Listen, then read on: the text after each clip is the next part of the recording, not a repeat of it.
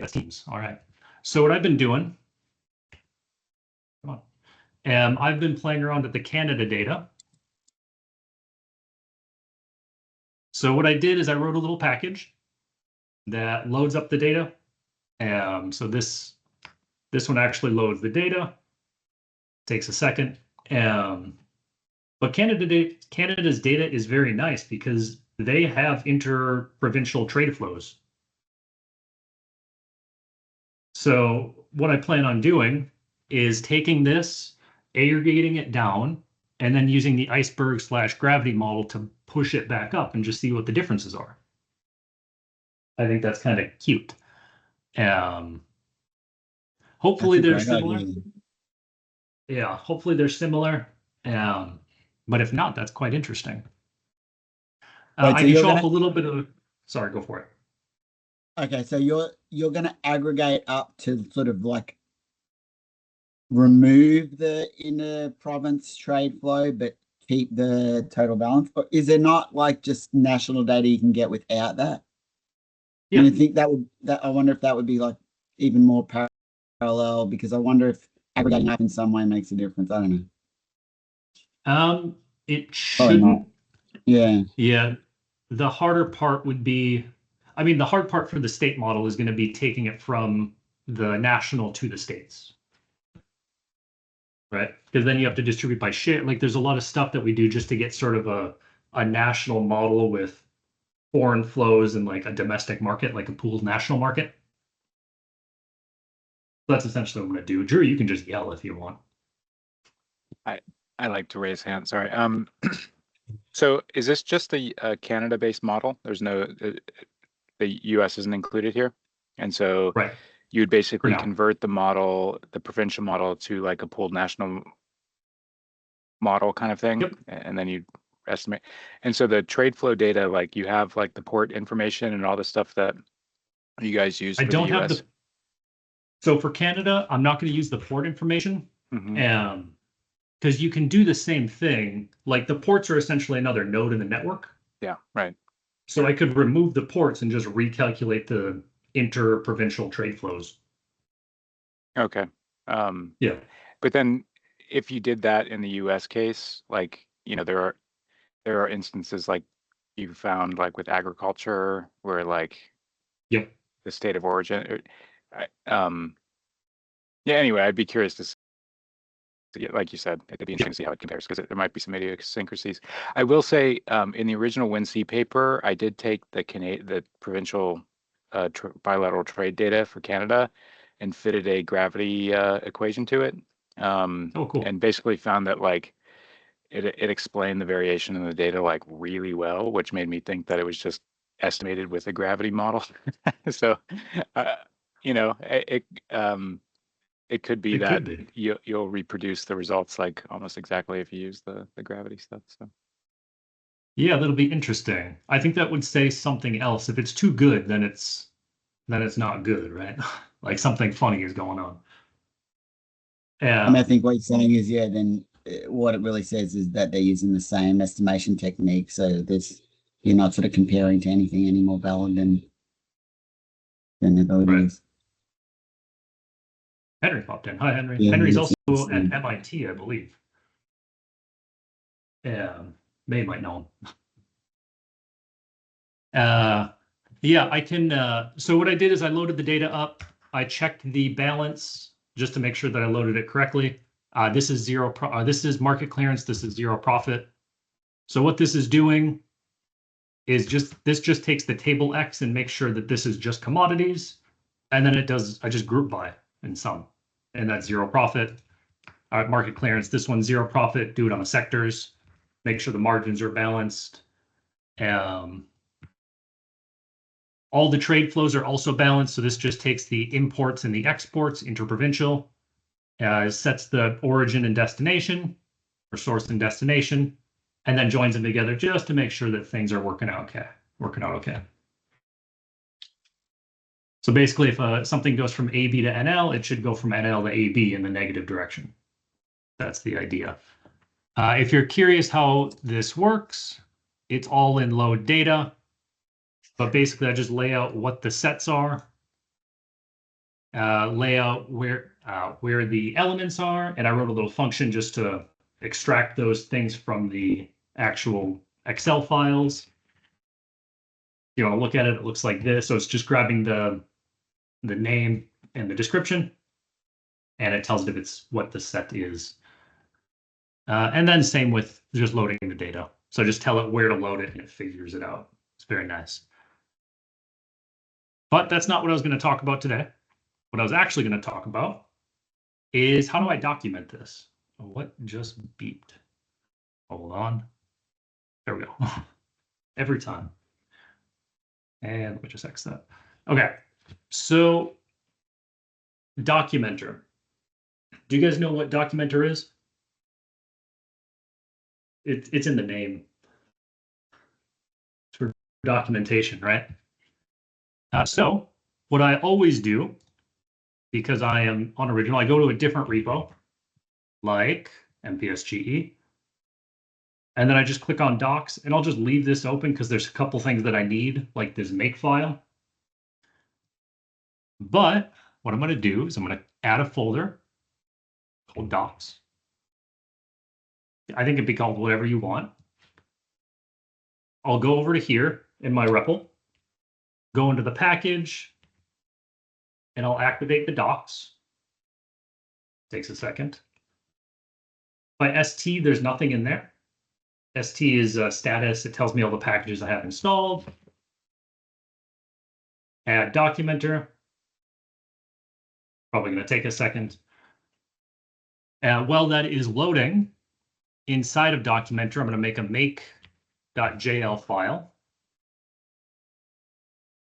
In other words, open the one in MPSGE and copy it because I don't ever remember how to do this by hand.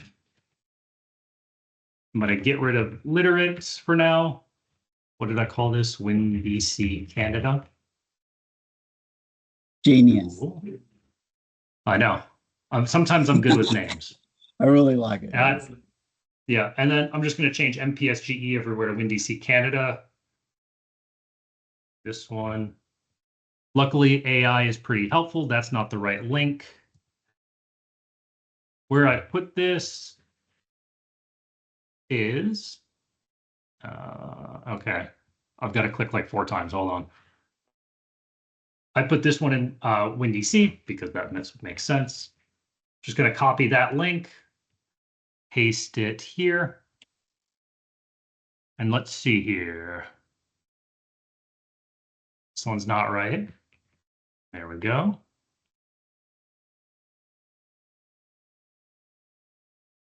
Okay, cool. And now I'm just going to not delete anything, but comment all of this out and comment all of, actually these I can delete. Okay, cool. So far, so good. Nothing too horrible. I've just copied and pasted and changed everything over. And then do you want to say like, I know you're about to show like what it does, but basically my understanding is what you're doing is sort of generating documentation in the repo by replicating a really neat way that it was done in another module. Yep. Make one called source. Make a folder inside of docs called source, and that's where I'll add index.md and new file. What did I call it? API? What did I call it? Docs. Okay. Docs.md. Okay, so the purpose of docs, I'm going to go back to here. I'm going to go source. That's not the right repository. This is not the right. Where did MPSGE go? Did I just totally? Okay, I got to find MPSGE again. What did I do? There it is. Totally irrelevant, but Documenter gets mad if you don't, raw, come on. If you don't reference everything, Documenter gets kind of mad. So if you don't include all the doc strings that you've written, this is, oh, come on. And it's too many A's in Canada. Okay, cool. There's one last thing that I need to copy. And that would be inside of .github in the workflows. I'm looking for the test job. Not the test job, the docs job. This is docs. I should copy the docs job. Sorry if that's too small. So basically, I'm just going to copy this whole thing. I might change a couple things. Bring it over to. Yeah, go for it, Eli. Yeah, I was going to say, like, what my understanding of what you're doing now is setting it up so that on the GitHub, when it runs the automated checks or the overnight things, one of the things will be updating the documents automatically. The documentation, I mean. Is that? Yep, every time that I push. Every time you push something to the repo. So every time you sort of add something to the online repository, it will also automatically align the documentation with anything that's been changed in the code itself. Yep, and I just changed all the MPSGEs to WiNDC Canada. And to be fair, all of this, if I looked at the documenter help date documentation, it has all of this. You can just copy paste it from there. So this isn't something you need to do in MPSGE. I just do that because I'm lazy and I know how that one works. I'm also going to change this to 1.12. I have to do that in MPSGE as well. But yeah, I don't have any tests written, so I could actually just delete all of this. I'll leave it in, but this is how it runs the automated tests. Because you can see it's called test. Okay. And automated, does everyone know it? Like, I don't know, just in case, right? If automated test means like, just like when the GitHub will automatically change the documentation. Yeah, it will run the set of tests that you have made for it. In this case, you've made none tests. Yeah, I haven't made any. But if you had made tests to say, like, I run this function, I expect this result, this part of the GitHub code would say, also do that every time I change the code to check it. Yep. Okay. So this index.md is just a markdown file. So I'm just going to make it be really silly right now. Just this is documentation. The docs is already done. This is just going to include all the doc strings that I don't have explicitly like referenced elsewhere. And I'll show you what that means. And before, okay, I don't know where I am here. There I go. I'm just going to look at one of my functions. This is the main one. And I'm going to write a doc string for it. So that's directly before the function. Can't have white space. This won't work. Has to be directly before. And then essentially this is just a little markdown environment. But there's some convention. Put the name of the function with the type signature tabbed over. And I'll just let AI fill that in. I'll fix it later, but for now, AI is going to do just fine. I also realized I can zoom in. Feel free to yell at me. Okay, and now I can push these up. So documentation. Save all, that's fine. And okay, here's what I want to do. I want to go to here. I want to do this the most intelligent way possible. There's no other way better than this. You just have to click like a bunch. That's sarcasm, of course, is a better way. Okay, so I'm in my repository. I'm going to hit sync. Okie dokie. And now it's done. So you can see there's 6 commits now, and these were just now. If I go to actions, it's running my documentation. So it automatically does that because it's called documentation because that was the commit. That's the most recent commit. So it's using the commit message as the name.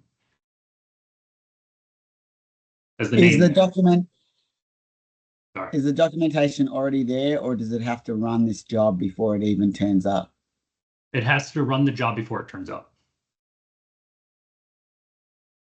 Ugh. Well, looks like all my tests are failing because I don't have any tests, I'm guessing. Yep, I did not. That was smart. Probably should have deleted that. So all the tests are failing because I don't have any tests. And I don't have the package necessary for tests, but that's not the one I care about. This does take a little bit of time because it has to instantiate Julia and it has to set everything up. The frustrating part is that I get this wrong every single time. Every single time I make a little typo. If I haven't done it this time, it's going to be a miracle. We'll see.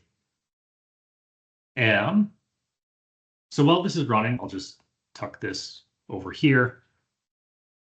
Talk about a couple of things. Drew already knows this, but I've started working on getting the data fully updated, the WiNDC core data, the GAMS version, the Julia version. I'm working on it. It's close, but there's always little hiccups. But I'm working on it. The main thing I'm working on, because I want to be able to make it simple to extract the information that you want, and that's kind of the point of this. Because I can just pop, and that pulls me out just the sectors from the column. It doesn't have to know that it's in the column. It just has to know that sector is a set. Let's see here. I've shown this off before, but I like doing things like, I just want this, BS11A. That's just the entries from the sectors that are BS11A. And if we're wondering what that is, can I do? I think I can do this. BS11A is crop and animal production. I don't think, I feel like I should be able to do this, but I can't. So I should update that so I can do that. So I can just extract that one. And then you can do like a join. If you know data frame stuff, you can do a join to get like descriptions on here. Of course, descriptions aren't included by default because it could be big and then the data and all of that. It's getting there. Takes a little while. Okay. So while this is running, actually, here's what we'll do. While this is running, there's something else that I need to do. I need to go to settings. So I'll just leave this open so I can tab back to it. So this is just the repository settings. I'm going to be making a web page. So I'll go to pages. Deploy from branch is fine. Oh, it hasn't made it yet. Okay, so I can't do this quite yet. One of the things Documenter is going to do is it's going to make another branch called GH pages. And then I'll just select that here and it will figure it out from there. Come on, scroll down. Okay, good. Now it's actually doing the documentations. That's good. You can put tests inside of your documentation. So you can have like an environment called @doctest. So that way, if you update in the future and that fails, it will warn you. And you actually have to update your documentation. That way you don't have things going stagnant. I knew this would take a while. Okay.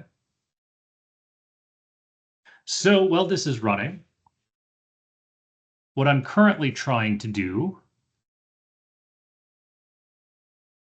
there we go, is just get domestic demand. That's what I'm trying to do here. I'm taking intermediate demand, other final demand, re-exports, and then subtracting off all the import data. But some of them come out with the wrong sign. These aren't the worst, these are marginal categories, but the metals in the retails come out with the wrong sign, which is kind of interesting. Ooh. And I'm looking at the web page. Okay. Don't do that. There we go. So it's gotten to the point where it's almost done. It's just cleaning up all of the Docker stuff it had to do. Yeah. But refresh this page. GH pages. Save. Cool. If I click back on actions, because I just did that thing, now it's going to build the pages and actually deploy them. This won't take long. And then I have to remember where the heck that site is, something I always forget. Oh, and I just got an email that all my tests failed because I don't have any tests.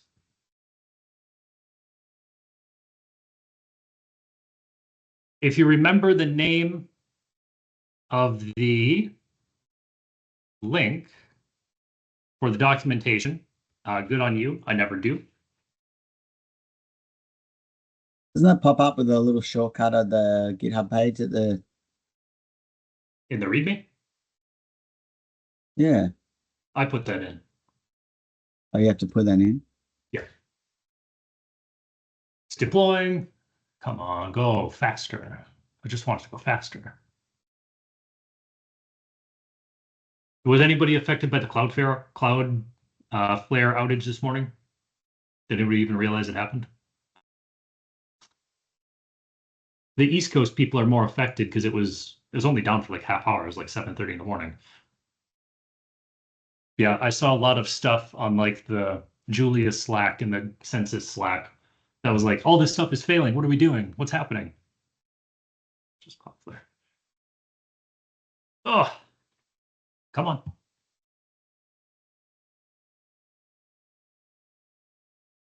Deployment queued. Oh, I'm in a queue. That's fun. Okay. Yeah, you can build the documentation locally.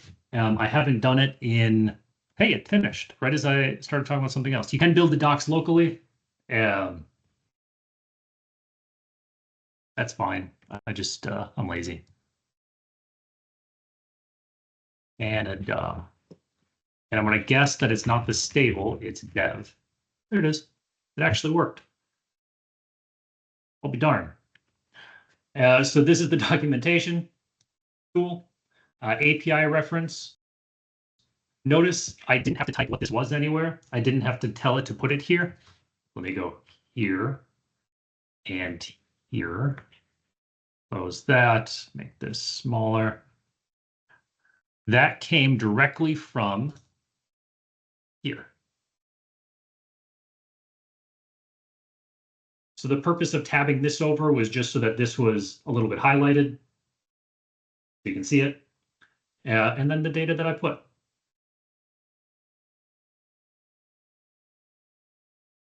Cool, right? It's a real neat. Okay, let me show you one more thing. Let me figure out which repository it's in. Hold on. Because I did one more thing. I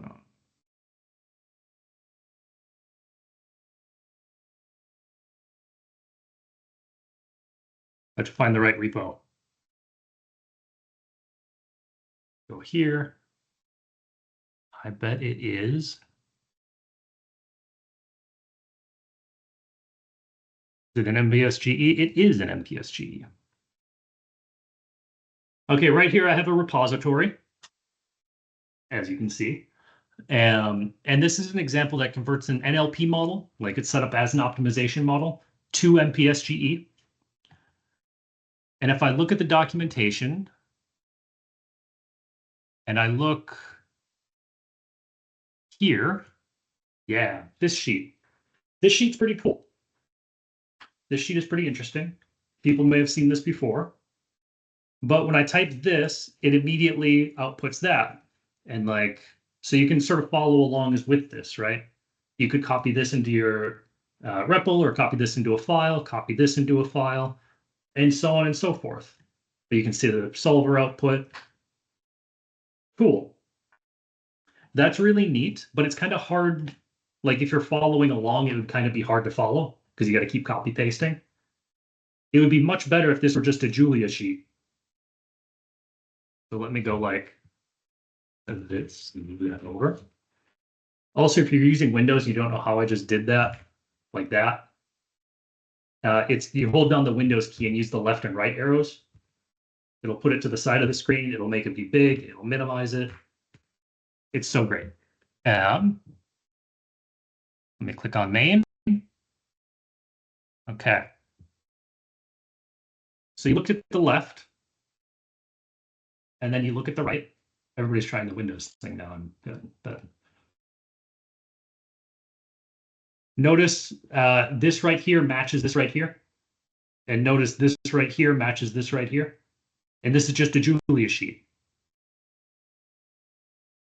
It's the same sheet. It literally grabs this and generates this, which is great. And the way that it does it in the docs, it's in make. And let me make this bigger. Shoot. Let's just zoom. Oh, I have a window open on the left-hand side and it zoomed that in too.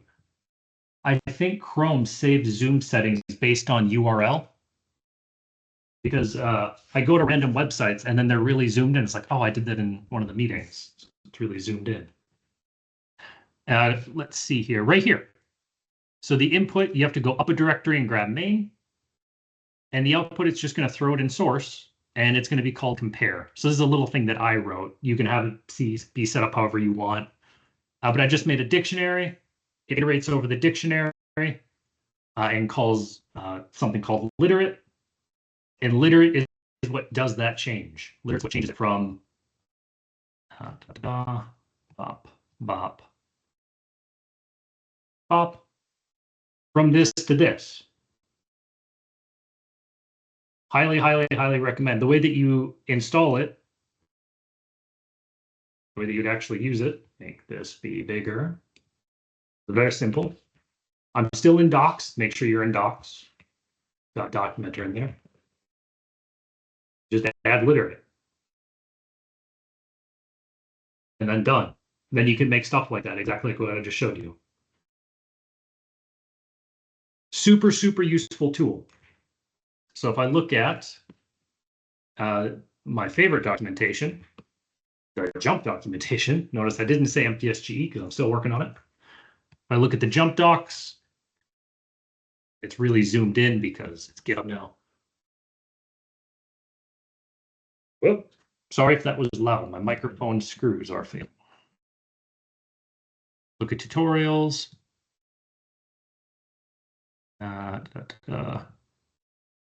There we go. This tutorial is generated using literate. You can download the source as a JL file. So you can like, oh, it just, there it is.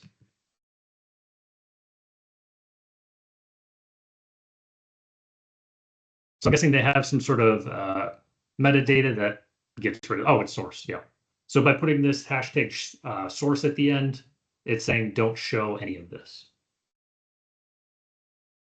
But yeah, so if you wanted to follow along with this example, but you didn't want to have to type it all out manually, because they use literate, you can just use it. You can just run with it.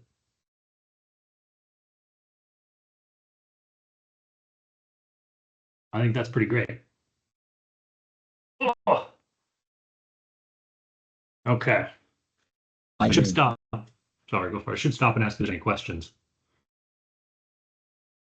I have a little question, which is just about the environment. Mm-hmm. I mean, I guess it's just interesting to me that the environment is like housed within the docs. Mm-hmm. So it's like that's where you're adding literate and documenter, and that's kind of it. And so they're not up in the like main environment. Yeah. I'm a bit confused about the environments, I guess, which is pretty common, I think. Yeah, so basically the way that it works is this repository has two Julia environments inside of it. It has my project environment. Close. Is this not saved? Sure, I don't care. Let me just close everything so I can see what's going on. This one. So this is the one that's actually used for my project. It has CSV, data frames, WiNDC container, and XLSX. WiNDC, the container, is the one that gives me the table and allows me to extract all that info. And then the one in the docs just has this. Notice there's a couple differences here. This one just has the dependencies. This one has a little bit more. I could add a compat section and force these to be a certain version. In most cases, it doesn't really matter. But in the docs, I don't need data frames. I'm not using a data frame like mechanically. So it doesn't need to load that package here because it just makes the size be bigger. Kind of want the minimal environment that you need. And so the way that you got those two documents was to create an environment locally. Like you basically in the REPL, you're like, here's my environment. It's right here. Yep. And now I'm adding these packages. And then these files are generated automatically by Julia. Yep. And then they get pushed to GitHub because they're part of the repo. And so it's all part of it, and it will all be inherited if somebody clones the repo. Yep. And that's what this CI is doing down here. Right. What's CI again? It means like right here. That's what it's doing. So what it does is it starts a Julia shell, and then it just runs instantiate essentially. So it does package, it grabs where it, like the information it needs, it grabs that project.2ml, and then installs the files. And that's under docs, so it's specific to the docs environment. Nice. Yep. And this is just like a standard CI. If I go to... Yeah, what's CI again? Should I Google it? Continuous integration. Let's see here. What was I going to search for? Oh, I was going to search for documenter.jl. And go to the docs. You're not going to believe this, but Documenter uses Documenter for its documentation. Cool, right? So you can also do fancy things. I'll show you a couple nice features from Documenter that may not be apparent. Let me go back to... Okay.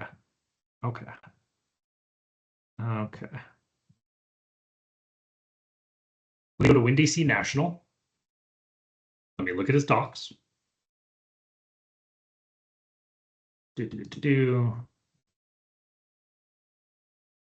I'm looking for something really specific. I'm looking for links. And I just apparently don't. Oh, no, right here. I just don't know what I'm talking about. So these links right here, they can appear anywhere in the text. And if I click this, it takes me to the doc string for zero profit. And if I click this, it takes me to the doc string for Armington Supply. So inside of my code, I'll show you where this lives. I have to go to docs. I think anyway. To go to docs, and I got to find sets and parameters. It looks to be sets.jl, I'm guessing. Yep, there it is. Okay, cool. Going to be right at the bottom, composite parameters. That's what it looks like. So it's just a markdown list. It has a pound in front because this is a literate file. A literate file, not an illiterate file. So what I did is a standard markdown link is brackets, the text, and then parentheses the link. So in brackets, I just put in tick marks, the name of the function, and in the parentheses, it was at ref, and that just automatically populated this. You will get an error if you reference something that doesn't exist. I would say that's about 65% of the errors that I get. I reference functions that don't have a doc string, and then I have to go write a doc string. Every function that has a doc string has to appear in the documentation. That was the purpose of that API listing, just to make sure that everything is actually there, which is super fun. Let's see here. Eli, can you think of anything else that's useful for Documenter?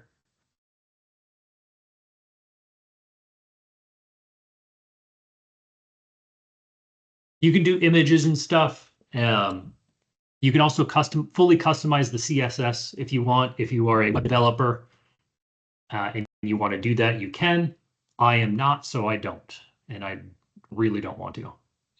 Oh, I mean, click on the API listing and that just has the list of all doc strings. Is that just by itself, right? Yep, And that's that was just the result. automatically generated, yeah. That was the result of this. Okay, raw. That was the result of this right here. Zoom in. Notice it has hashtag API listing. That's what made a section.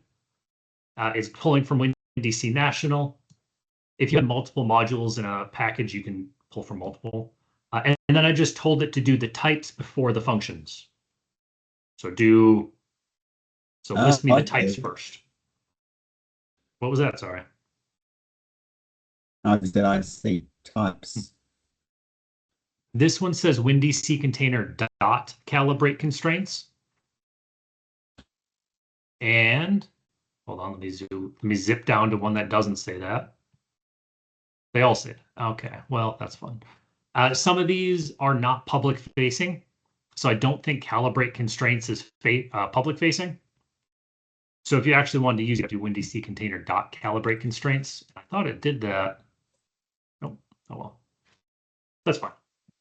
It's just telling you what the constraints are. All right. Fast. I know. I always do. Sorry, go for it. No, I'm just jumping in for no strong reason. People should. But so the list, the bolded headings are all sort of in the high level. This right here? On the left panel on the frame. These right here? That comes from your the docs. That comes from make.jl. Make. It comes from the pages right here. There it is. So notice data goes data sources, data build sets. And you can also nest this farther, which I think NPSGE does. Right, and so then, so then there's a API page. Okay. Yep, here, let me show you. Yeah, it's all super cool. I think I agree with you. Let me move this documentation here and this repository over here. Notice this one, the tutorials have like sub things. So getting started, then it's introduction, getting started. If I go to the source, nope. If I go to the docs, because we're looking at documentation, I'm going to make tutorials, getting started just has a submenu. That's it. Then I just point to where the markdown file is. So basically, you're just building a tree, and then the leaves point to specific markdown files. And it's all on the pages. And then those markdown files, would it error if it will error if you link to a page that doesn't exist? Yep. You have Ask me how I know. You have to create a thing. Yeah, you have to create something called first example marking. You also, if you're using literate, if you look at here, so tutorials, basic RC. Okay. Let me pull this to here.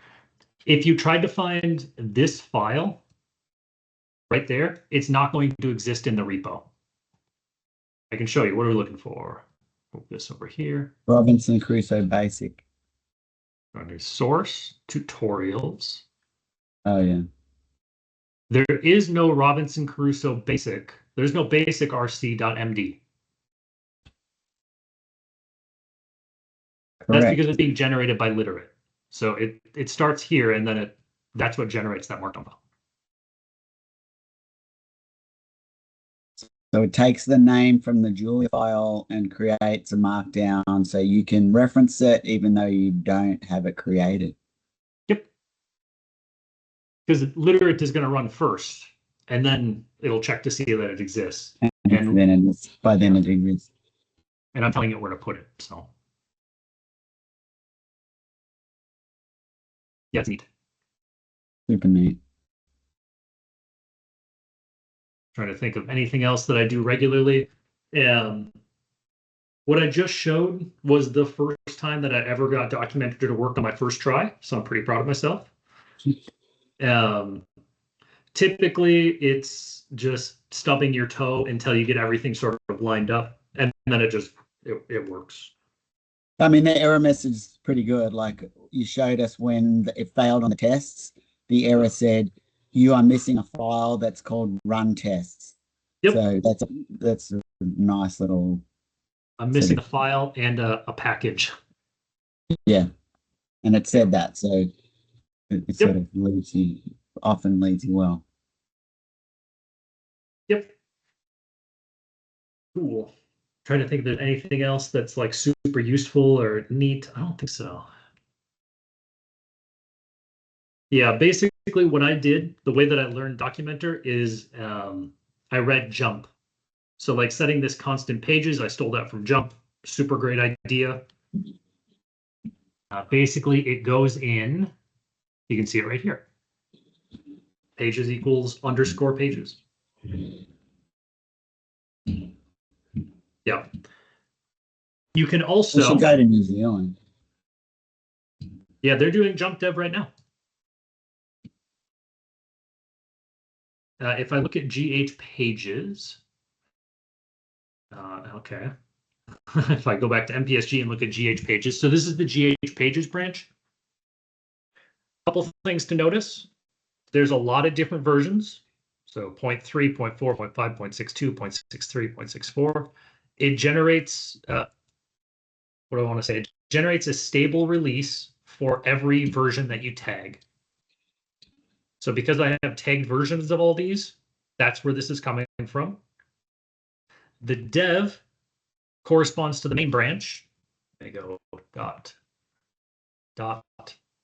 So dev right here corresponds to the main branch. Stable, that's going to be the same. And then I can look at a really early version of the documentation. This is 0.3. So we made some improvements there. Yeah, so it has also, like a, yeah. Yeah. You can also do this. So inside of GH pages, there's a preview. Let me click on dev. Just so I'm, okay, good. I got to change this to be preview / oh, there's a lot of these. I could probably get some of them off. PR 237. Oh, what did I do? Oh, it's previews. It's plural. There it is. This corresponds to pull request. It corresponds to 229. Oh, I could just type 229 in there. Yeah. So this corresponds to this PR right here. The documentation probably hasn't changed at all. That's why it looks the same. That's not too surprising. But that way you can like test your documentation in a branch, in a pull request, and then push it in. So this is what I'll do when I'm writing the MPSGE documentation. Hopefully soon. Hopefully. Soon is relative. You know, universe is going to last at least another 10 to 8 years. Like familiar, having like a deja vu. Dead. Nah, I can do it. Just remember, I'm a mathematician. Any finite number is pretty small. All right. It makes me chuckle. Cool. Yeah. Lot to do with Documenter, but it's so nice just to have something. All right, so I should stop. 50 minutes, that's what I talk for, right? Okay, and now I have lost the ability to stop sharing. Oh, no, it's down there. Why is it down? That was a weird. Okay. Cool. Hi, Henry. Nice to see you in person, or at least digitally. Hi, good to see you, Mitch. Hi, hello, everyone. Henry's been emailing me about MPSGE and Julia, and I've been helping him out. Do you have a second so to tell me a little bit about, you're at MIT, I think Mitch was saying, or? I think. Where are you? Yes, we are both from MIT CS3. Okay. Cool. So Henry just gave a presentation today at a group meeting regarding comparing the MPSG version of the same model as with the Julia version, how the performance. And so I'll just I'll let Henry summarize. Yeah. That's the one I just mentioned to Mitch last week. So Yeah, I have the repo. we I have to look at it. yeah, we have the same model, exactly the same model, and the Julia version should replicate the game's version. And after that is passed, I compare the model generation time, which is the compilation time, and also the solve time of both model. Yeah, so What happy kind to- of model is it like? Hold on. Like what's the scale of it? And So it's a There it is. multi-region model derived from GTAP in games with different GTAP data resolutions. So I increase the regional resolution from just 2 regions to 32 regions with 56 sectors. So it's a kind of stress test to see how different resolution will affect the model generation and also the solve time. and Yeah, I just have a quick question about the MPSGE package in Julia, and if it's okay to ask, I'm okay. Yeah, so my question is that besides the path solver, can we use other solver to solve the CGE model using the MPSGE package? Not like my. IP? No, it's a complementarity problem. So you need a solver Okay. that's complementarity. So path is pretty much it. Okay, I see.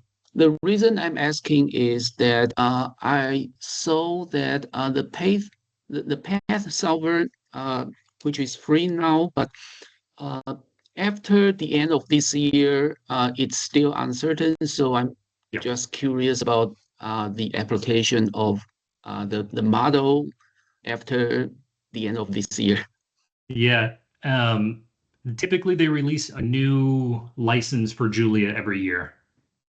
That's what Michael Okay. Ferris has been doing. Mhm, Yeah. I see. I don't think the Julia good to know. community is big enough to hurt Michael's bottom line yet. So I think we're still okay. Okay, I see. Yeah. Tom Rutherford used to have a path solver called Miles, like a competing complementarity solver called Miles, but he abandoned that long ago. Long ago. I see. Yeah, I've heard so many stories. I think there's one where Michael was giving a talk about path and he said, "I can do this faster." And then Tom stood up in the middle of the talk and said, "No, you can't. I can do it faster." Most Tom thing ever. Yeah, what else do you want to know about MPSGE? So what Henry actually found is actually the generation time is higher in Yep. terms of but it's still acceptable compared to the Julia. And I mean, for Julia, the generation time is a lot higher, but it's like still like within a minute or so. But then for compilation, he tested like 5 scenarios of carbon tax and just in successive runs, and that's really just getting a substantial contrast between Julia and GAMS. And even for some model, like its size is so big, GAMS can't do it. Yeah, so there's a couple of reasons for that, and there's going to be a couple caveats. I've noticed this too because Eli and I, one of you might have to mute if you're in the same room, Henry and May. Otherwise, we get feedback. So we did a similar test, Eli and I, with a paper that Eli just submitted, the MPSGE paper. We used the WiNDC household model because it's a large model. And we found the same thing. GAMS builds it faster the first time, but every subsequent solve, it's slower.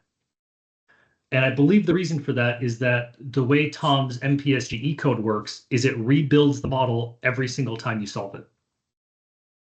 Really? Whereas Julia doesn't do that.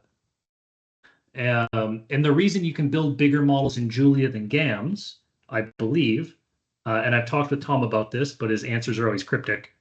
What we're doing in MPSGE is we use sub-expressions.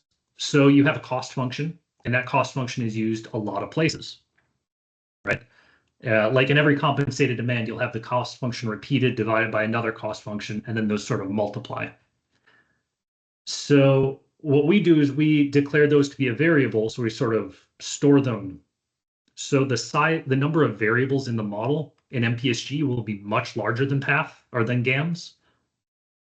But if you have like a cost function that has a couple thousand terms, it's only stored in memory once. So GAMS is going to store that thing in memory every single time it's used. And I believe that's doing a couple things. I believe that is making GAMS take longer, and it's making the model bigger. But I noticed an issue in path, and this is annoying. If you have a lot of sub-expressions, the models become a little bit less stable, like there's more boundary conditions. Whereas if you just plug it in, it just sort of works automatically. So what you have to do is you sort of have to sneak up on the issue. In fact, hold on, do I have this repo? I think I actually have this documented somewhere. Hold on, let me see if I find it. I think it's this one. Oh my goodness. I think I actually did good. I did a good, hold on. I documented it with Documenter. Okay, here it is. Let me zoom in. Okay, so this is the NLP to MPSGE example. This is on the MPSGE GitHub organization. Yeah. So it just loads all the data and it loads the models. Let me scroll. Yeah, so here is the issue. I set a fairly large shock because this starts at 0.2, this starts at 0, 1, 1, 0, 0, 0.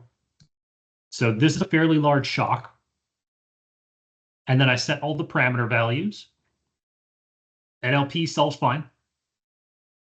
MCP without sub-expressions, it chatters a little bit, but it solves. MCP with sub-expressions. This is a bad sign when you have to scroll a long ways. Does not solve. MPSGE also uses sub-expressions. Also does not solve. So the solution that I have for the moment is essentially what I did is I made a function. X is the elasticity that I'm going to set. And then what I do, I set the model to silent, of course, is I perform that transformation shock between 1 and 15. So I iterate my way up to it. Interesting. If you want the math, basically, oh, and then I have to make a function for this in MPSGE. I also update all the start values of the variables as I go. So basically, you guys know how Newton's method works? How much math do you want? I should ask that. Let me see if I can annotate.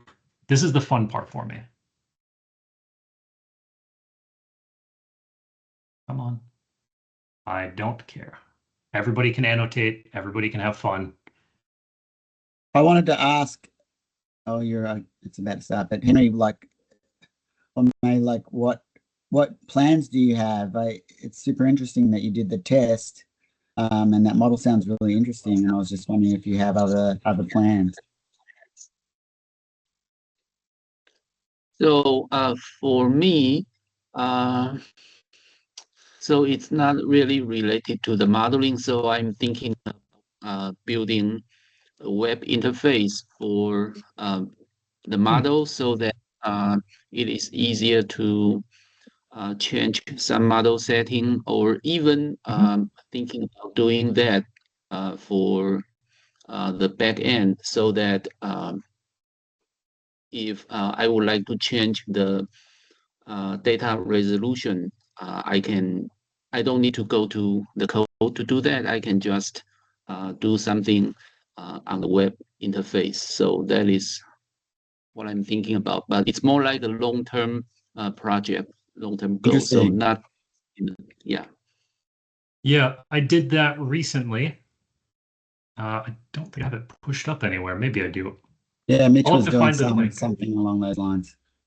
I mean, Mitch is doing something along all lines at all times. Yeah. If you throw everything at the wall, eventually something's going to stick. 75% of it.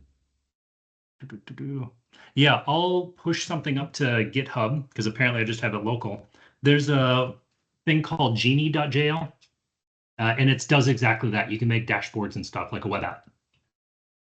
So I did that for the national model as like a demonstration. And it wasn't that hard, which is cool. Yeah.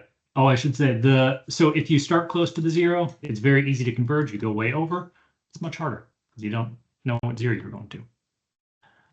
So Mitch, the set-start value is the same thing as what do you call it, like save, load, that kind of thing in GAMS? Yeah. GAMS does it automatically. Yeah, GAMS, I believe, updates the start values every time you solve. Right. Yep.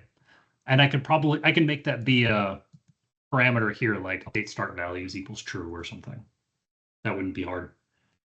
And then with you breaking this into small steps, and so the model wasn't able to solve, now it is able to solve. And is it like, and how long does it take compared to?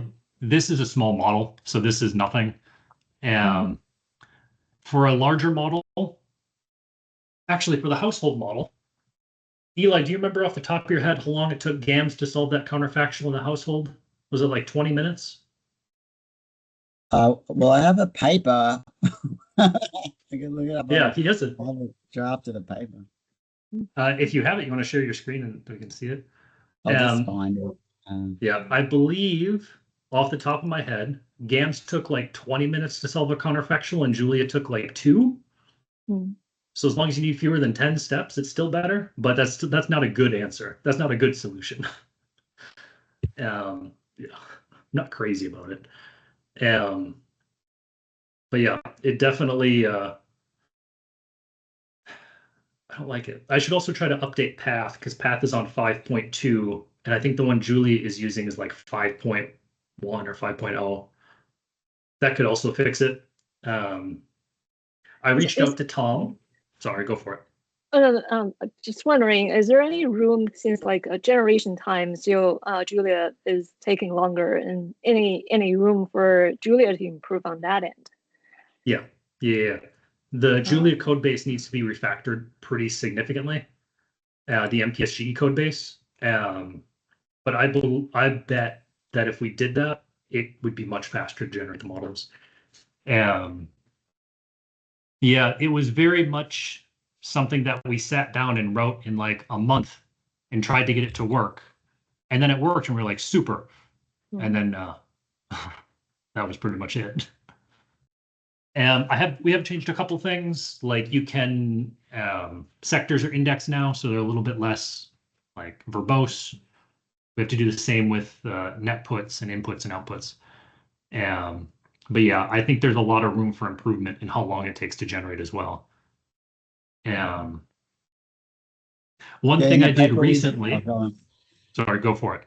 I was just going to report back on the benchmark test that we did in the paper, which was the household model that Mitch said, and it says what we have is to verify the benchmark. So like to solve with how does that even make sense? To solve with no iterations was 2 seconds in just the fully version, but somehow it was like over 3 minutes in the GAMS version.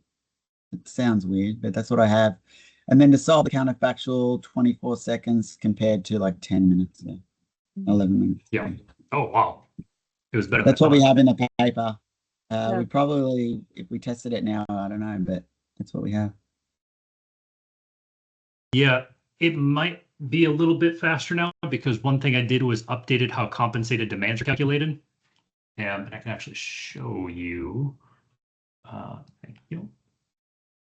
This is a PR that was closed just a little bit ago. I guess I'm like, I can see the GAMS, the counterfactual solve taking a long time. I'm surprised looking at it now that the benchmark took so long with the GAMS version, right? Isn't that sort of surprising? Odds are building the model. I think it's building the model. Right, that's what you're saying. Which it has to do in order to do that. And so this is a legitimate advantage of the version, yeah. This is how we used to calculate the compensated demands, which is not smart at all. It's in a while loop. Probably wrote this in about, 5 seconds. It works. Cool. Move on with our life. This is slow. Like generating things like this is slow. It's going to make really long expressions, which is not what we want. Smaller expressions is better. Using the jump at expression macro is even better. So that's what I passed to, using the expression macro and just explicitly defining them like this. So this will speed up the code. Actually, I think we tested it, right? And it sped it up a little bit. Yeah, there's also things we have to add for extracting information as well. But basically, things like this in different spots is really going to increase the speed. Very much so. Yeah, probably if we get through review. If we go through review, maybe we should revisit the benchmark test. Yeah, and if anybody at MIT wants to go way into the weeds on how this works, just let me know. Yeah, because it'd be great to have more people, more eyes on it. It's all a time issue, right? This is open source. If you see something that you want to improve, open a PR. Totally cool. Or complain about. Or raise an issue. That's a diplomatic way to say complain about. That is the diplomatic. Or add a doc string. Yeah, if you want to update the documentation, that'd be great. Yeah. I have been getting better about writing doc strings as I write the function. That's a smart thing to do, but it takes more time. Yeah, and it's mostly for the external facing functions that you really care about. Yeah. Yeah, this is one that people might actually care about because that's how you get back the quantities. It's the derivative of the cost function. That's all. It's just the derivative of the cost function. One thing I would also like to do, so this might appeal to certain people. So Tom, for a long time, was crowing about logit functions instead of cost functions, like instead of CES using logit. That should be 100% and totally easy to implement in MPSGE. You should be able to have, like when you instantiate an MPSGE model, you should be able to switch between CES and logit, and it would just do it. It's essentially just pulling a different functional form, right? So it should be really easy. Same with different demand structures. Yeah, there are other that should also be pretty easy. Yeah. Which is something MPSGE and GAMS can't do. And it will never be able to do because Tom's the only one that knows how it works. It's all in Fortran. Is it still in Fortran? Yeah.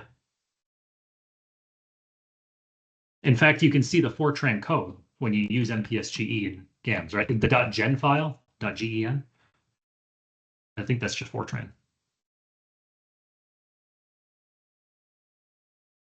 Yeah. Yeah, more than happy to go. I would very much enjoy going way into the weeds on MPSG if you're ever interested. That'd be a lot of fun. It would help me too, because then I'd see the best way to learn something is to teach it. Do you guys, okay, so this is a teaching thing. Do you know who, I forget his name, Moore. Have you ever heard of the Moore method? M-O-O-R-E. It's a math thing. Let me see. Robert. What? Go ahead. Yeah. So what he would do, this is for graduate classes, he would just come in and sit down and the students would teach the class. He would say nothing. Yeah. Hopefully, every once in a while, he'll be like, "No, that is not correct." I think that's mainly what he said. Well, I think, yeah, he was at UT. So he's a fairly well-known math guy. His argument was that, oh, you learn it better if you teach yourself. And it's like, yeah, that's true. It takes a lot longer. It's a lot harder. Yeah, but if anybody wants to go into the weeds, man, that'd be fun. Refactor MPSGE. That'd be dumb. I'd be down too if I had the funding for it. Yeah. Yeah. I should also say, in December, I'll probably have to go down to like 50% time just to save as much money as I can. But what that means is I'll have more time to do work that's not strictly speaking WiNDC related, which includes MPSGE. I might actually, in the spring, I might even go down farther, but then take up a little teaching. That's tough. That's why the that thing was on my mind, the teaching thing. All right, I should stop and let people. I would say lunch, but it's 1 on the East Coast and 10 a.m. on the West Coast. So what Yeah, no courses problem. are you planning to teach? the maths department wants me to teach a theory and probability of statistics course. I think that'd be kind of cool. Math courses. I know more people in the math department, and my PhD is in math, so it's a little bit easier to get hired. But yeah, if the agricultural applied economics wants me to teach, I would gladly teach a micro class. I think that'd be really good for me. I would know a little bit. Yeah, we'll see. Or once professors are no longer able to post their notes, I'll start selling my notes. Or selling I other have a people's lot of minutes type there. Yeah, I got a lot of them. All right. Yeah, feel free to message me anytime. I typically respond pretty quick, unless it's something that I want to look at and dive into, like Henry's the link I posted, his C-Save and Julia. I have ideas for it. I just need time to sit down and do them. Yeah, Yeah. thank you. Yeah. You are always so fast. Yeah, amazing. Yeah. You say that. I feel very slow. Yeah. Usually when I was teaching, students would message me, and sometimes students type like in a chat, they say hi and then type their message. They type hi and then just respond to it. I'm just on my computer. I'm not doing anything. She's working. All right. Cool. Just message me if you have questions anytime. More users, the better. Thank you, Mitch. All right. Thank you, Mitch. Yep. Have a good day. Bye, Elias. Bye, May. Have a good one. Bye. Bye.